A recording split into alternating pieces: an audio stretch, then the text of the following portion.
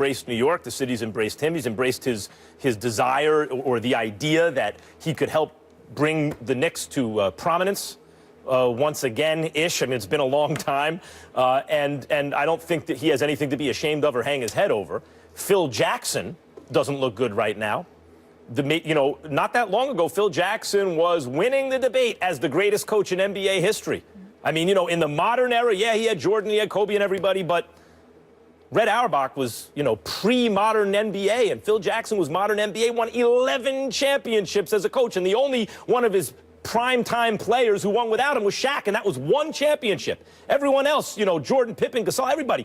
Kobe only won with Phil. He looked really good. And now, how if Bill Belichick wants to trade with you, you're like, oh, careful. Yeah. Don't trade with Bill Belichick. He's going to get the better of the trade. Do you know how many teams are salivating at the idea of trading with Phil Jackson? And the reason I wanted to table the discussion before, Stephen A., about what could be influencing what Isola's hearing is it's not hard to imagine someone in the Knicks front office is trying to gin up interest or at least pressure on the Cavs to deal Love for Melo.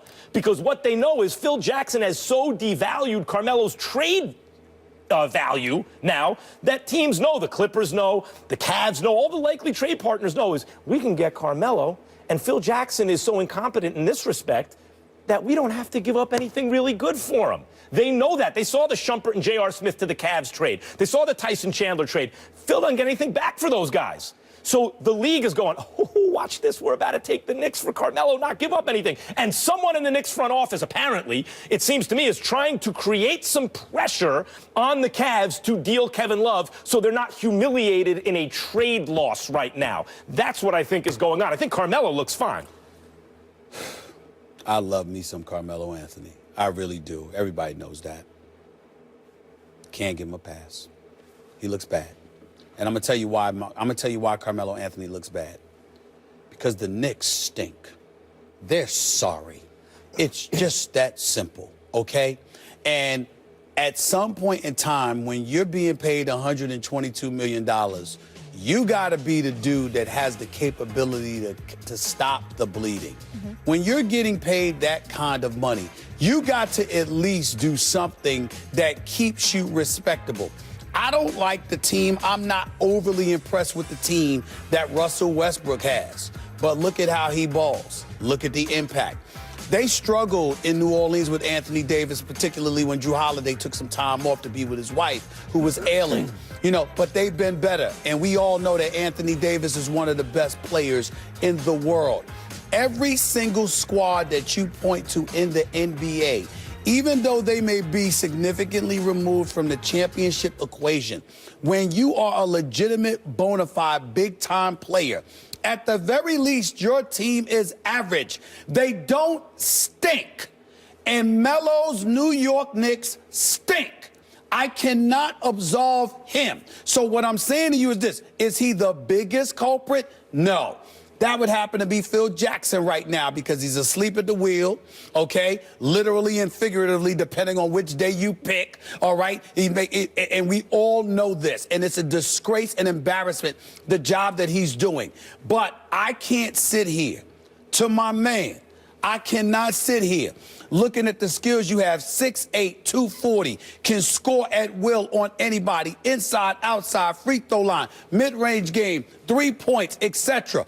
You have this arsenal available to you, and yet this team stinks. Newsflash.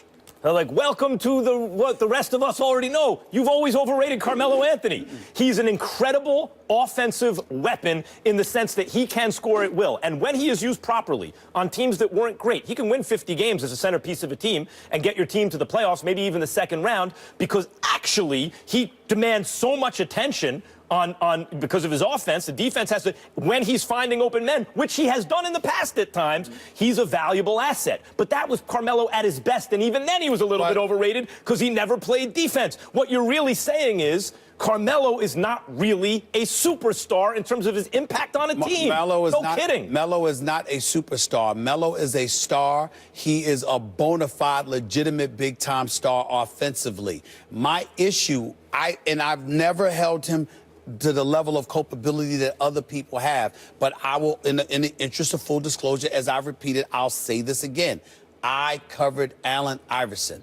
Why is that a big deal? Forget the games for a second. I'm talking in terms of identity, in terms of impact. When you gave Allen Iverson the ball, you said, take me there.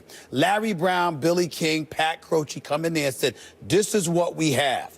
I'm going to evolve talent around him that defends, rebounds, and does their job. They didn't do that with Melo. And plays their role. Melo was never given that. But I want to speak to that. But hold on for a second. But to answer the question directly, I'm not going to sit here knowing that they haven't done that for him, knowing that Melo is shortchanged. I'm still not going to let him completely off the hook so now, by acting like there's no culpability there. So now you've come around entirely to my way of thinking. No. On the one hand, you admit he's a star, not a superstar. That's what I've been saying all along. And on the other hand, you admit right now he doesn't look bad, because if you already knew that, which I did and I've been saying, then what you know is on a team with Carmelo, he's good enough where him and Kristaps Porzingis on the same team, you should not have a bum squad. And right now they're playing like bums. They're playing like... So that's not his fault. But wait a minute. But they haven't always played like bums. I'm saying this now because the question today is about what culpability he has right now. Absolutely, you don't get off the hook. But when they're not playing like bums and they're playing hard, but the requisite pieces are not around him, that was not his fault. So my argument is consistent in that regard. I'm saying to you, he's never been a stout defender. I've always called him a superstar offensive player. That's what I've always said. But in the end, right now, when we're talking about the Knicks' effort, I can't let the star off the hook. Real quick, culpability. That's on you. Real quick, let's list these culpability. Okay, in terms of culpability, Dolan,